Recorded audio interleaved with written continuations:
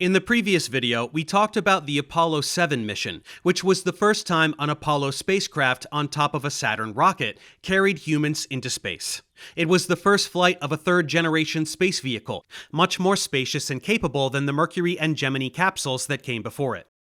It was also the first time American astronauts had ridden a rocket into space that was actually designed to carry humans. Previous launch vehicles, such as the Redstone, Atlas, and Titan, were all converted weapons systems originally designed to carry military warheads, both conventional and nuclear.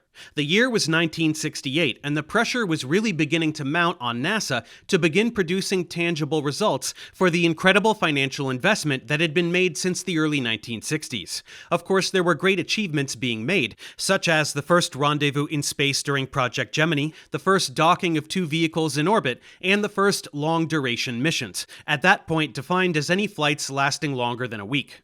The United States had built up a large flight experience gap between itself and the Soviet Union, and had made several advancements in its robotic programs, including the first successful flyby missions to Venus and Mars. But the United States still lacked a dramatic headline-grabbing first, on par with the Soviet achievements of the early 60s, such as first spaceflight or first spacewalk.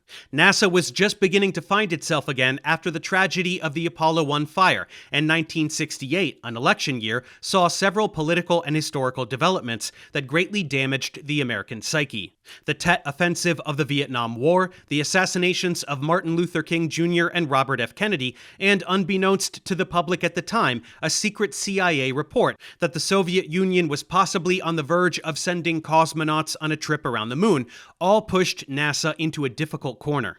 Most of the pieces of an Apollo lunar mission were ready, except the lunar lander, which suffered from delays and setbacks and pushed its first flight from late 1968 to early 1969. NASA's original plan was to take things gradually, to test each individual component of the Apollo lunar landing. But with the Soviet flight of Zond 5 in September, which propelled a pressurized spacecraft that contained live animals on a flight around the moon and back, it was time to take another huge gamble and send an Apollo crew of 3 American astronauts on a mission into lunar orbit. Less than 6 weeks before launch, the mission of Apollo 8 was revised and made dramatically more ambitious. Spacecraft Commander Frank Borman and Command Module Pilot Jim Lovell, 2 spaceflight veterans of the Gemini program, together with rookie Bill Anders, would become the first humans to ride the massive Saturn V moon rocket on only its 3rd ever launch and fly a single Apollo Command and Service module on a mission to the moon. The plan was to orbit the moon 10 times and then return home. The decision by NASA to skip several planned missions and fly an occupied spacecraft to the moon reflected the very real fear and uncertainty that existed over the Soviet Union's capabilities, which often weren't matters of public record until after their successful realization. The particularly dangerous aspect of Apollo 8 had to do with the fact that the lunar module wasn't yet ready to fly. The CSM and the LEM are 2 separate vehicles, each with their own life support and propulsion systems. If something happened to the Command and Service module on the way to the moon, the astronauts might have been able to use the lunar module's engines to help return to Earth, and use its life support to keep themselves alive. On Apollo 8, however, without a lunar module, there is 1 spacecraft and 1 engine available to burn into and out of lunar orbit. If that engine fails or malfunctions, it's over for the 3 astronauts. They'd be trapped in lunar orbit with no way to get home, and with no chance to be rescued in time. Furthermore, the second test flight of the Saturn V, Apollo 6, suffered a dual engine failure in the second stage, and a phenomenon called POGO, or high-frequency vibrations and instability. Had a crew been flying, it would likely have resulted in the need to abort. All of these things weighed heavily on NASA. Apollo 8 was perhaps the riskiest spaceflight ever undertaken. The mission's launch date was set for December 21, 1968. The Saturn V rumbled slowly off the pad a few minutes before 8 a.m., burning an incredible amount of fuel. It took 3 rocket stages and over 11.5 minutes of rocket firing before the Apollo 8 spacecraft and its 3rd stage, the S-4B, was placed into an initial orbit of the Earth, known as the parking orbit. For over 2 hours, they circled the Earth, performing navigational alignments, checking systems, and reviewing the health of their spacecraft, before eventually relighting their 3rd stage engine, a scheduled burn called TLI, or Trans-Lunar Injection, accelerating the large mass of their spacecraft and rocket stage to over 10 kilometers per second. This is such an incredible velocity that if all went well, they'd be in the vicinity of the moon in just under 3 days. A few minutes after TLI, the Apollo 8 Command and Service Module separated from the S-4B stage. The 4 large panels of the spacecraft lunar adapter, or SLA, bent outward like the petals of a flower and detached themselves, a modification made from Apollo 7. Tumbling slowly end over end, they would, alongside the large S-4B stage, fly past the moon and enter into a solar orbit where they likely still exist today. The crew of Apollo 8 would make constant star sightings with their onboard sextant, ensuring the vehicle was heading exactly in the right direction.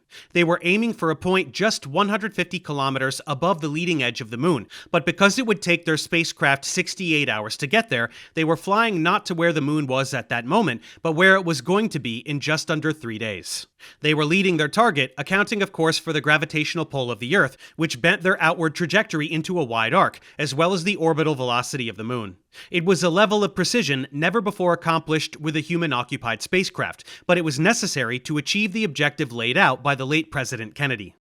Frank Borman, the commander of Apollo 8, fell ill and began vomiting early into the mission. Worried that the ground controllers might cancel or alter the mission, the crew mutually agreed to describe Frank's symptoms in a private audio tape dump rather than broadcasting them live over the communications links.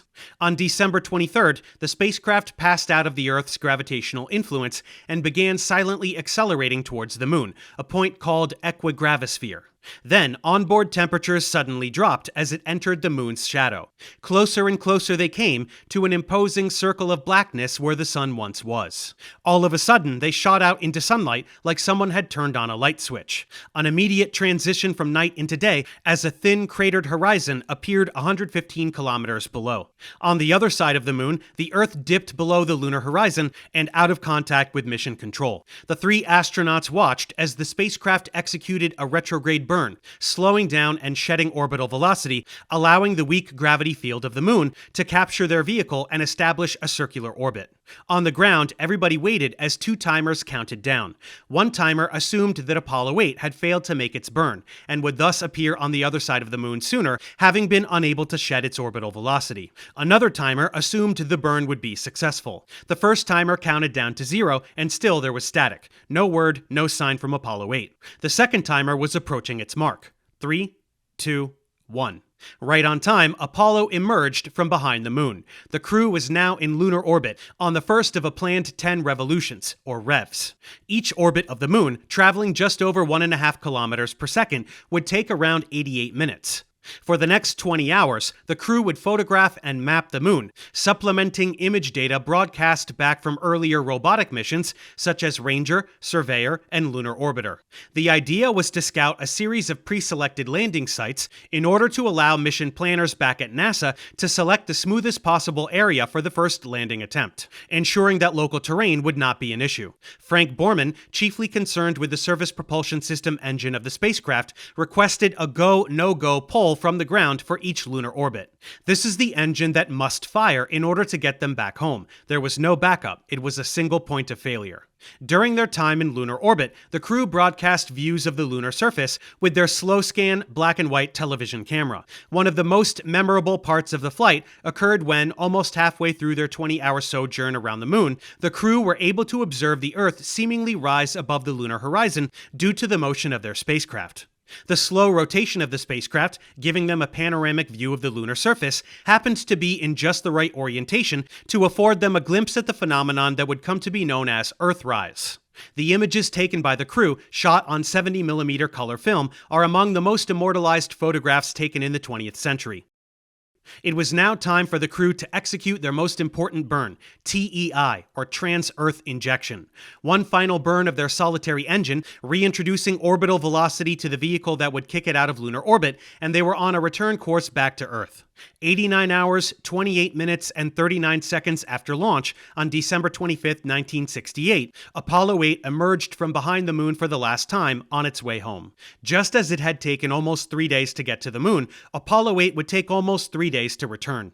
Most of that time was spent in what can only be described as freefall. They were literally falling back to Earth, silently accelerating in the vast vacuum of space. By the time they were ready to make contact with Earth's thin sliver of atmosphere, they were traveling over 11 kilometers per second, by far the fastest that any humans had ever traveled up to that point in history, exceeded only by small margins in future lunar missions. Nothing and no one else even comes close. In Top Gun: Maverick, Tom Cruise breaks Mach 10 in the beginning of the film when testing an experimental aircraft. One of the comments made is that this makes him the fastest man alive. But the crew of Apollo 8 in 1968 were going just a hair above Mach 40. The mission of Apollo 8 was a tremendous leap of faith. So many aspects of the mission were risky, even for the standards of the time. It was undertaken far earlier than had originally been planned, without a crucial aspect of the Apollo lunar hardware, and on a launch vehicle that had experienced a number of issues on its previous test flight that called into question its readiness to fly humans. These risks were made in the face of a perceived Soviet readiness to begin its own crewed flights to the moon, something that, as history would bear out, was not in fact imminent. Nobody at NASA knew the extent to which the Soviet space program was floundering after 1965. New leadership in that country, Leonid Brezhnev, had led to a series of bureaucratic changes that ultimately interrupted and greatly stunted Soviet achievement in space. The United States and NASA were scared into bold action by an increasingly imaginary threat, and yet Apollo 8 was a critical step on the ladder to the moon. It would make the next flight that much easier, and to many, its legacy is the contribution of a greater awareness of the Earth. Apollo images of a small blue marble against the vast backdrop of space greatly contributed to the environmental movements of the early 1970s. As the astronauts of Apollo 8 would sometimes say, their mission was to go out and make discoveries about the moon, but ultimately what they accomplished was the discovery of the Earth. It took a platform of science, technology, and engineering to afford humanity that elevated perspective. That is the legacy of Apollo 8. Thanks for watching. Subscribe to my channel for more tutorials. Support me on Patreon so I can keep making content. And as always, feel free to email me, ProfessorDaveExplains@gmail.com.